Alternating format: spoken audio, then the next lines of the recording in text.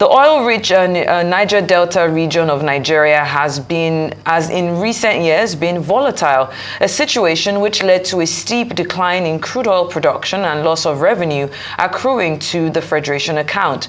But gradually, relative calmness and stability has been returning to the region. Now, what does this portend for the overall development of the region and Nigeria?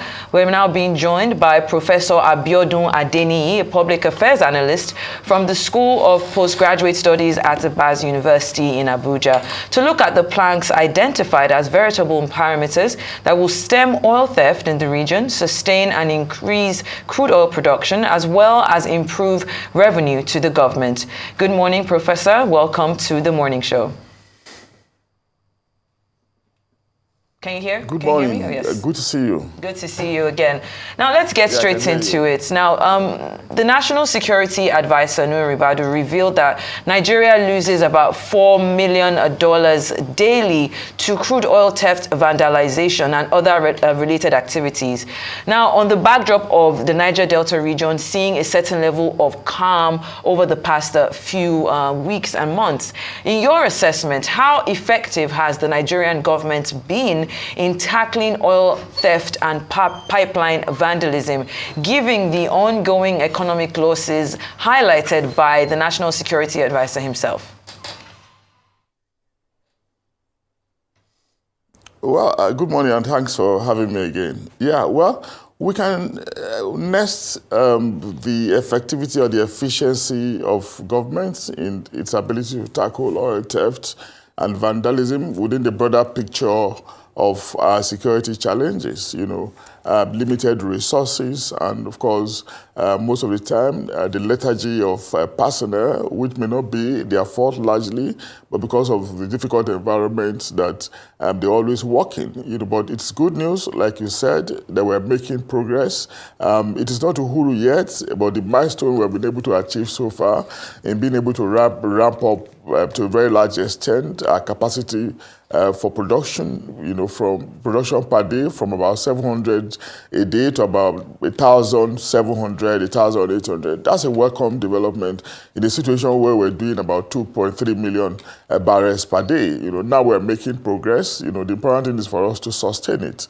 And what more do we do? It's not, some of these things actually came because of the disruptive effort that government made in the last couple of years, to address the dangerous problem of oil theft.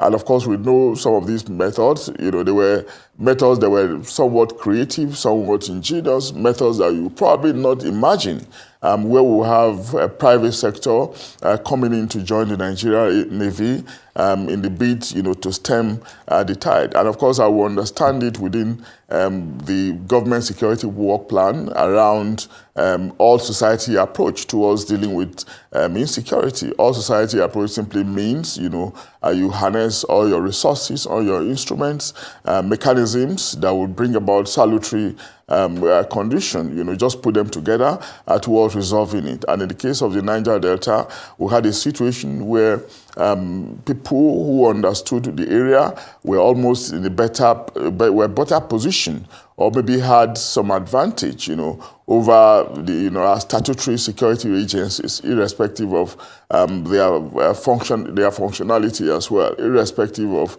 their statutory role, their institutional role in the system.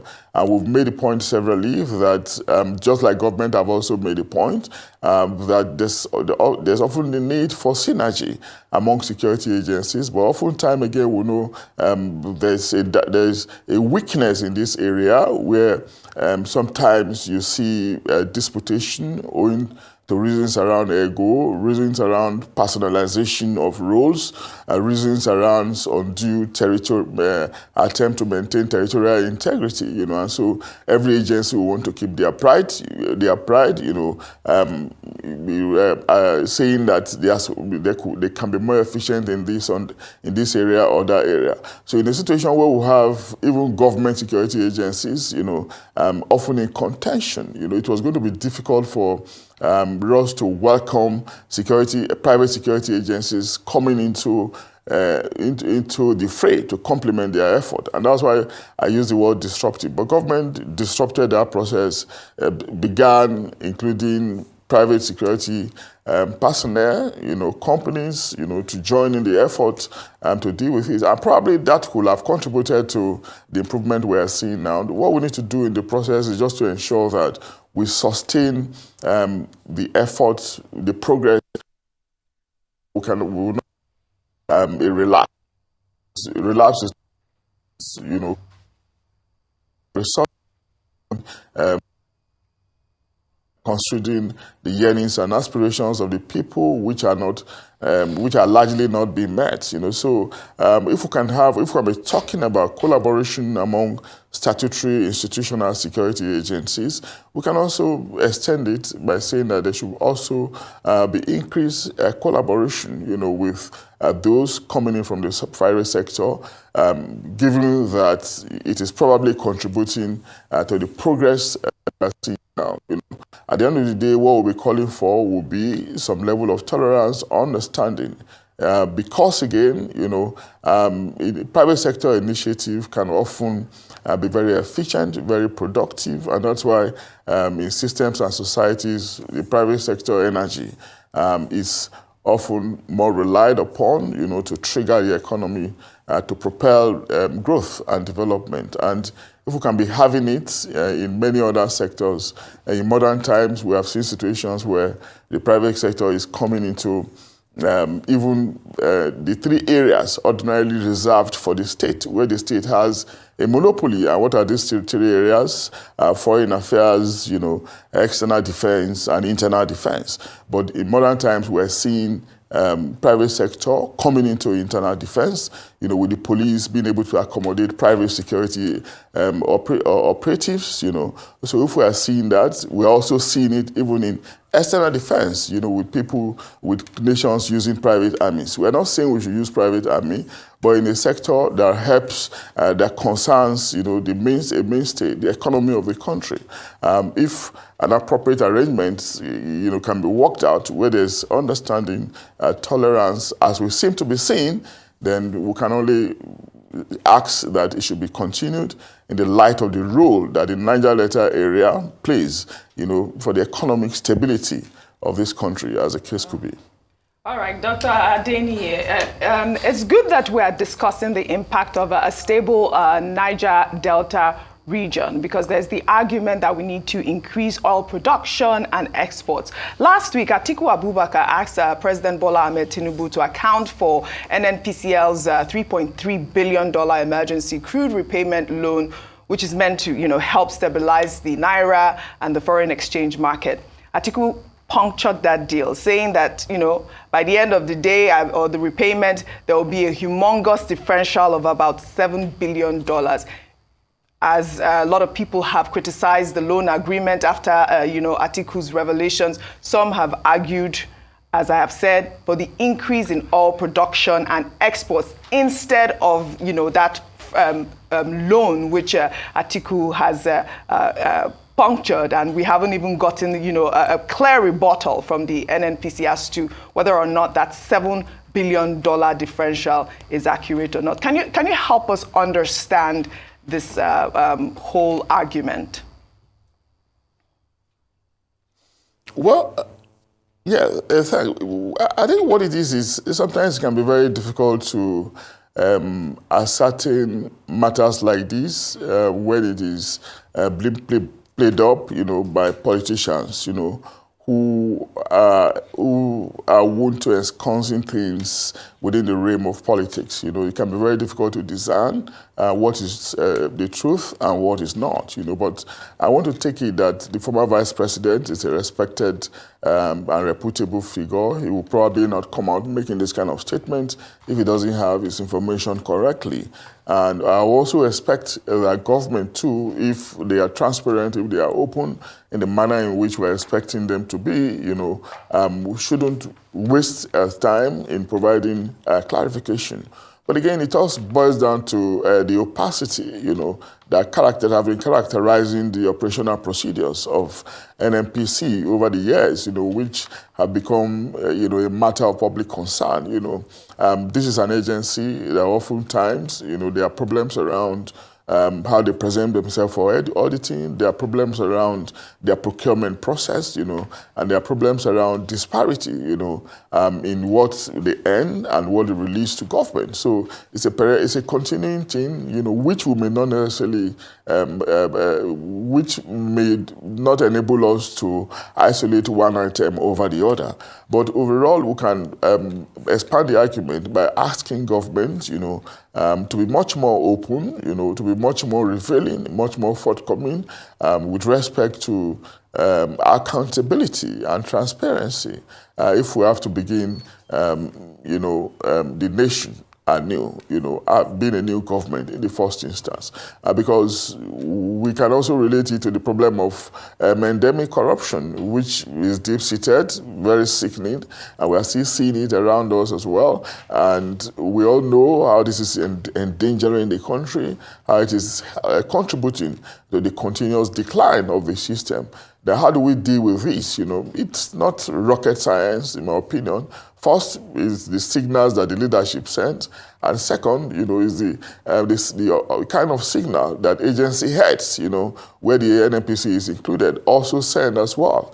And how can they, present themselves as being different? How can they make themselves good examples, by just doing things differently in the manner in which the populace will have a sense of satisfaction that they are coming open, they want to open the books for people to check, such that, the concerns of the former vice president will not be something that we'll keep saying, But overall, I think we have an opportunity to make a change if we are so concerned.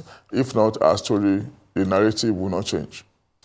Thank you, sir. I want to stay on this topic because part of one of the things that the former Vice President Atiku Abubakar had pointed out in his statement was that there was an SPV that was registered in the Bahamas, which has notoriety for, in his word, warehousing unclean assets. In light of these allegations and in light of the lack of transparency in the NNPC, how do you think that the Tinubu government should move forward in terms of communicating with Nigerian people? As you said, transparency is very important, but in terms of these allegations specifically, what would you like to see from the presidency? Yeah, thanks a lot. The problem of SPV is something that has been with us over the years, and we have come to a situation where perpetrators or the leaders simply resort to this mechanism with impunity. And over the years, there also have not been any significant consequence, and a consequence will have deterred those coming behind to be much more careful. But that has been off the table. We see a repetition severally of this practice, and of course, very much unhelpful to the psychology of the populace and also contributory to the decline in value, the destruction of our virtuous and ethical system, whereby we just trust alone in money and more money and even much more money, and however it comes, it doesn't matter wherever you want to put it, it doesn't also matter. And at the end of the day, these monies, are made from here, they fly out and they serve no economic purpose for the people. People that are in their need of development, of some level of fulfillment, including the ability to meet even basic needs, So there we go again, that this kind of story is coming up, whether true or false, we've not ascertained it, we've not heard from the government, we may not be able to conclude, but the fact that it is coming up at all, reminds us of a sharp practice, that has been a bane of this economy, of this system. But what we need to do really, what I think the government needs to do, is to come clean.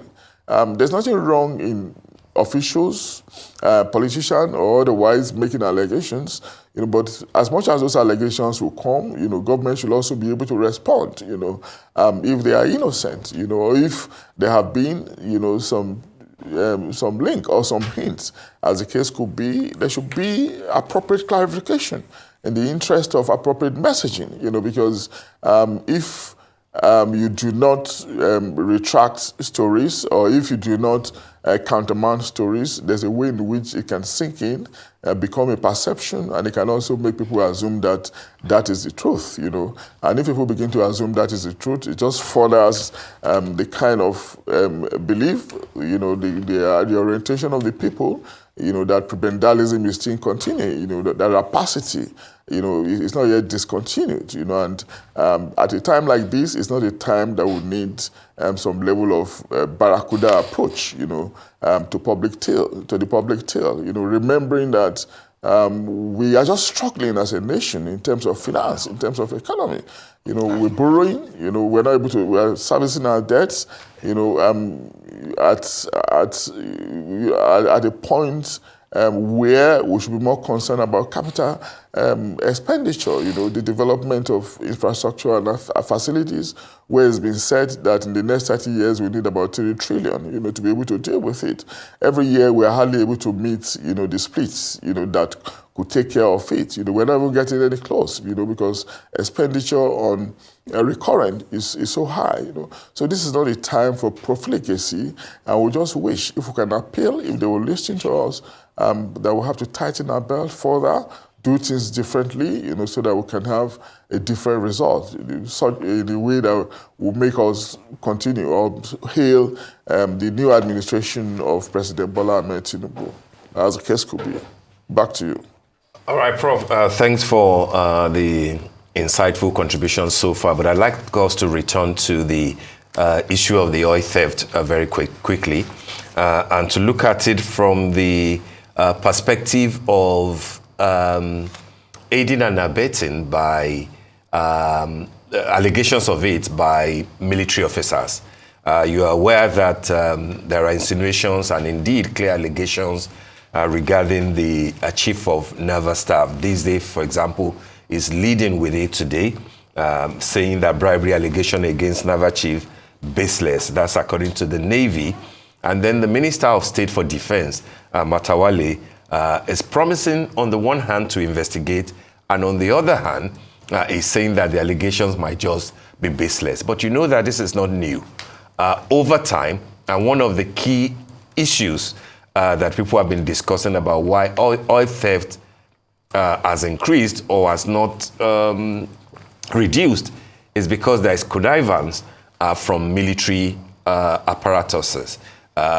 What are your thoughts regarding the issue, the allegations, even though we have been told that it might be baseless, against the naval chief, and people who also think that the reason why there is frequent collision between the military and the private military that the government, private guards that the government has employed to guard our oil installations is because of the sort of underhand dealings that are going on there.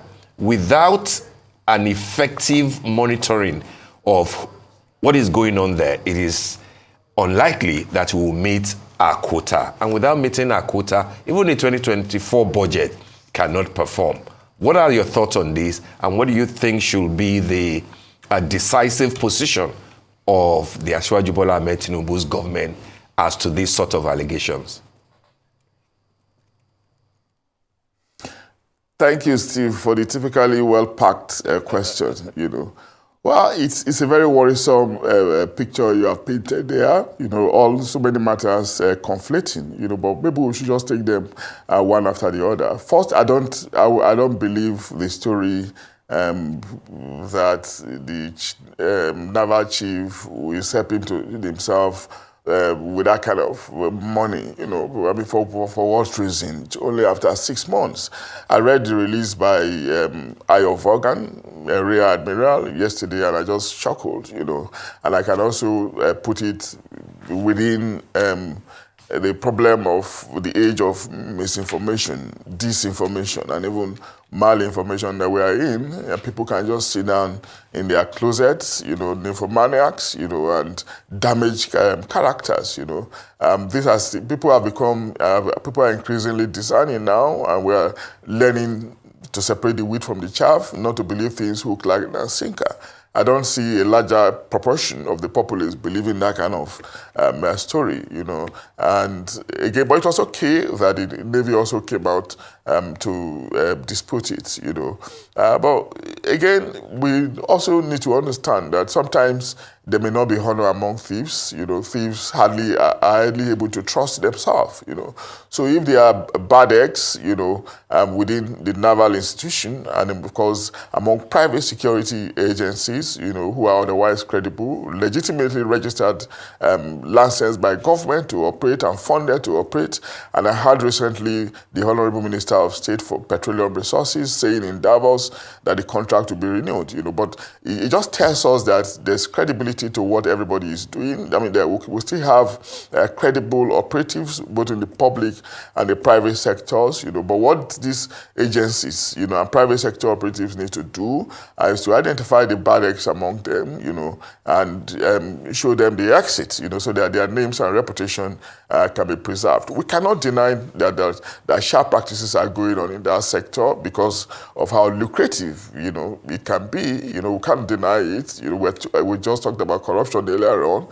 It's a malaise that you find in every sector, and if you are seeing it in the oil sector, of course, it is even much more expected. But again, we have to raise the ante, be concerned about dealing with this malaise, you know, so that we can have increased productivity and efficiency in that sector. You know, we made the point earlier on again that look, we are in an age, 21st century age of disruption, you know, where systems are dynamic, you know, people are thinking faster to cope with situations that are constantly changing. And that's why we had, a few years ago, the private sector participating, you know, in the business of preventing oil theft, you know, which was actually disturbing, you know. So if we had them participating, it means that, you know, we have seen their potentials, and all we need to do is just to further trust in ourselves, let the operatives, the security agencies trust in themselves,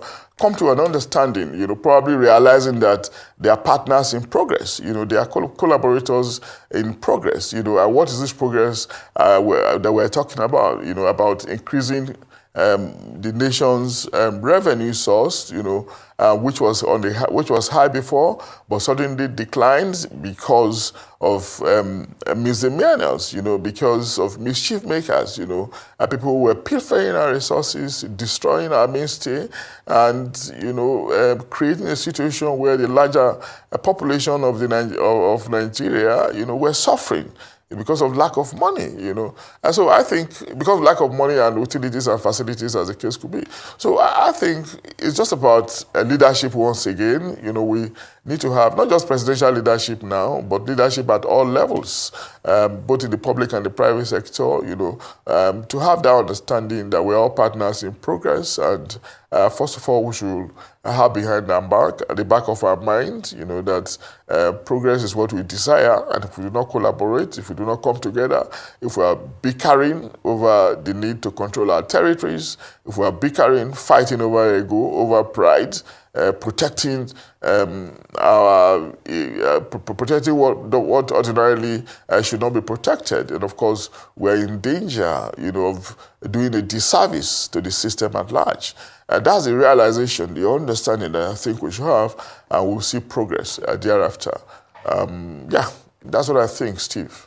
Okay, can I comment here, Professor Adeniyi? Very briefly, we did see the delegation led by the National Security Advisor inspecting oil and gas facilities in the Niger Delta, and they discovered a clandestine cartel that are contributing to these challenges. Nigeria is also not facing just this, but from local oil thieves, but also from international actors involved in crude oil theft. How can diplomatic and international cooperation efforts be strengthened to address this transnational dimensions of oil theft, as well as dismantling such cartels and enhance the security around critical oil infrastructure? Very briefly, as we begin to round up. Thank you. You always find criminals everywhere. It doesn't matter the system that we're talking about. There will always be criminals. What matters is the institutional control, the kind of control that you put in place to nip their intention in the bud. And of course, if they get arrested, what do? Do you prosecute or not? Do you sanction or not? If you do not prosecute, if you do not sanction, then you are giving them the opportunity to thrive in your territory. That's why they find the international collaborators find Nigeria a fertile ground. And of course, do not forget, we're a nation where you hardly find patriots, you hardly find people who are nationalistic. People are simply thinking of what the country can do for them, the money they can take out of the country and never think of giving back. Nobody believe in the country. All they see the country as is a nation, where they need to just plunder their own parts, thinking that it will collapse any moment from now. God forbid anyway. But that's the mindset of the average citizen, and that's why you see people who are outsiders, who are foreigners, also know that that's how citizens think. And that's why they are helping the perpetration of these malaise. But what can the government do? There are international laws. Jurisprudence is very robust to deal with this kind of things. Activate them appropriately. But if you fail to activate them, criminals will take advantage of it. And that's what we're seeing. But we just hope again that we'll have the political will, the courage, and the diplomatic courage as well that we can muster to deal with these problems. All right, Professor Abiodun Adeniyi, it's always a delight to have you on the morning show. Thank you. Thank you for this robust conversation.